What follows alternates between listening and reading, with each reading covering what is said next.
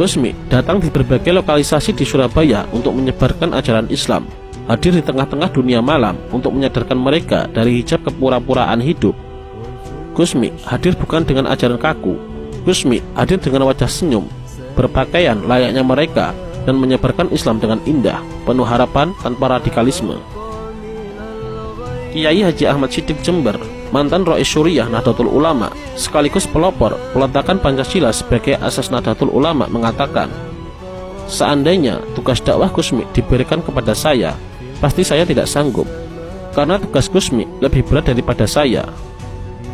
Kemudian Kiai Haji Hamid Pasuruan berkata, "Saya dan Gusmi ini satu perguruan, tetapi tugasnya berbeda. Tugas Kiai Hamid Pasuruan adalah berzikir dan tidak jauh dari surau-surau, pengajian, dan masjid. Sedangkan dakwah Gusmi adalah dari jauh mengiring orang-orang untuk ke masjid." Kemudian Kiai Haji Hamid Kecoran juga memberikan komentar, "Nanti setelah 200 tahun baru ada orang seperti Gusmi, karena Gusmi termasuk antik."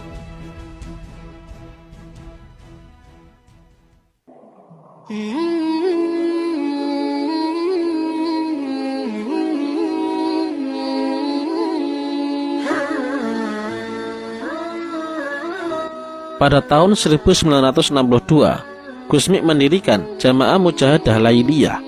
Sampai pada tahun 1971, jamaah yang dirintis Gusmi ini sudah cukup luas. Jamaah Mujahadah Lailiyah yang dibangunnya kemudian berkembang menjadi Zikrul Ghafilin, atau pengingat mereka yang lupa. Zikrul Ghafilin ini bermula dari suatu perjalanan Kiai Haji Ahmad Siddiq untuk suatu keperluan ke Surabaya. Selesai berziarah ke makam Sunan Ampel, menjelang pulang, beliau mendapatkan isyarah untuk menemui Kiai Haji Hamid Pasuruan.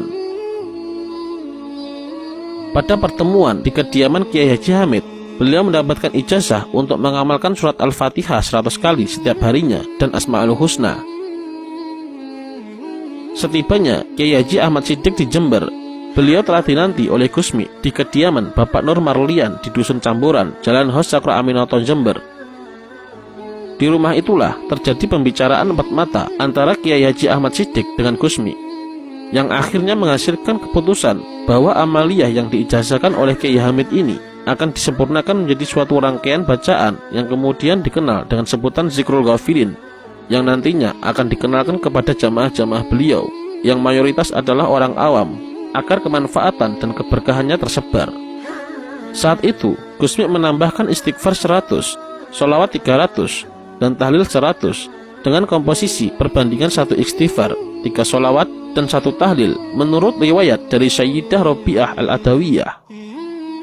Selanjutnya, dengan berupaya mengumpulkan dari berbagai sumber, Kiai Haji Ahmad Siddiq menyusun rangkaian tawasul bil aulia sampai akhirnya menjadi sebuah rangkaian seperti sekarang ini.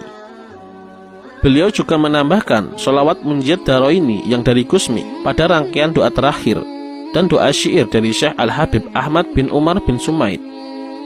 Kemudian pada pertemuan dengan Kiai Haji Hamid pada lain berikutnya, Kiai Haji Ahmad Siddiq membacakan rangkaian bacaan yang telah tersusun di hadapan beliau untuk ditashkhih dan dimintakan restu dan ijazah. Setelah mendapatkan restu dari Kiai Haji Hamid, maka dicetaklah rangkaian zikir ini dalam wujud suatu kitab kecil dengan nama Zikrul Ghafilin. Nama ini dipilih oleh Gusmi. Begitu pula seluruh kata-kata yang tercantum pada sampul kitab, redaksinya dari Gusmi. Gusmi juga merupakan seorang hafiz atau penghafal Al-Quran, karena bagi Gusmi, Al-Quran adalah tempat mengadukan segala permasalahan hidupnya yang tidak bisa dimengerti oleh orang lain. Dengan mendengarkan dan membaca Al-Quran, Gusmi merasakan ketenangan dan tampak dirinya berdialog dengan Allah SWT. Karena itu, di samping mengorganisasi Zikrul Ghafilin, Gusmi juga mengorganisasi Semaan Al-Quran pada tahun 1986. Beberapa bulan kemudian, semaan ini dinamakan Jantiko. Pada tahun 1987, Semaan Al-Quran Jantiko pun mulai dilakukan di Jember. Dibandingkan Zikrul Ghafilin, jamaah Jantiko ini lebih cepat berkembang. Pada tahun 1989, Jantiko kemudian diubah namanya menjadi Jantiko Mantap atau Jantiko Mantaba, yang berarti siapa bertobat. Ada juga yang mengartikan mantap sebagai majelis Nawaitu Tapa Brata. Jantiko Mantap ini kemudian berkembang ke berbagai daerah dan berjalan hingga sekarang.